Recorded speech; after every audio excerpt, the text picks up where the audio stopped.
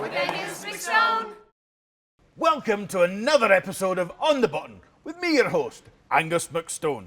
Now, my guest tonight is a two-time World Junior Curling Champion. Last year, he won 3 Grand Slams. Welcome my guest tonight, Geoff Walker. Thanks for having me. Now, I've been digging into your past and I have a few wee, let's say, issues. So, yes. Now, you didn't think you'd get this past me, did you? I'd like to see what they are. Okay, well, let's confirm a few facts. The place of your birth, Beaver Lodge. Yes. Alberta? Yeah, correct, actually, yes. Okay, so do you not think it's a little bit suspect that the very team that you lost to, Mr. Cooey, last year in the Briar, is also from Team Alberta? Yeah, unfortunately, yeah.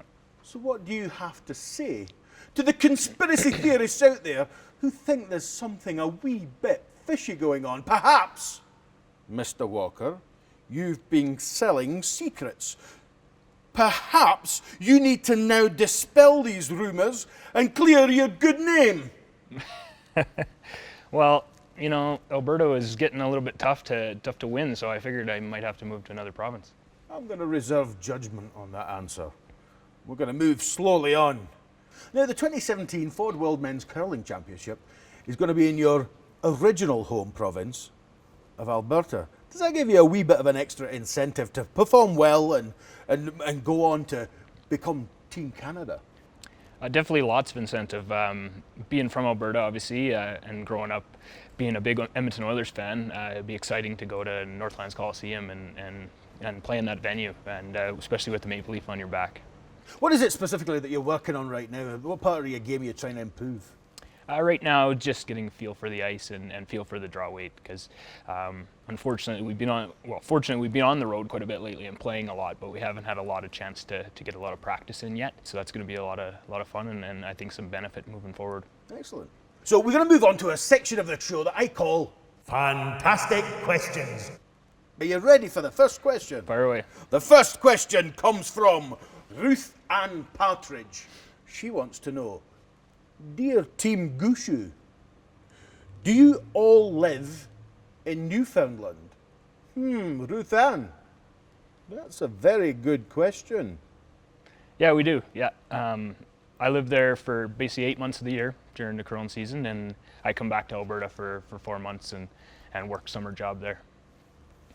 Interesting. I have a second question.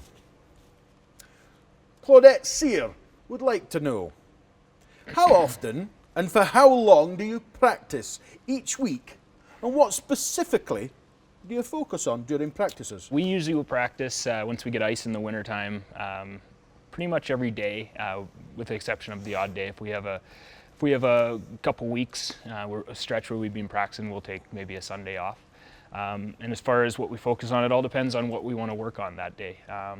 If we're something we want to work on with our out turn, we'll usually throw a lot of out turns. If it's in turn, same thing. If it's draws or hits, for myself, obviously I throw a lot of draws, so it's a lot about weight control and draw weight. Aye, something I've had a lot of problem with is weight control. But moving on. Now, Mr. Walker, your last name has become synonymous with the walking undead. If you found yourself in a zombie apocalypse, which of your teammates do you think would be most useful? And which of the following weapons do you think you would choose to use? Would you use a broom or a rock? Well, I'd probably take Mark with me, because Mark's a beast and he can throw the rock pretty hard, so I think we would use the rock. Okay. Now, I guess on the flip side of that, who would be most useless? Brett. Brett.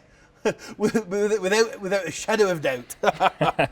Ladies and gentlemen, thanks to my fabulous guest, Geoff Walker, for joining me right here on The Button.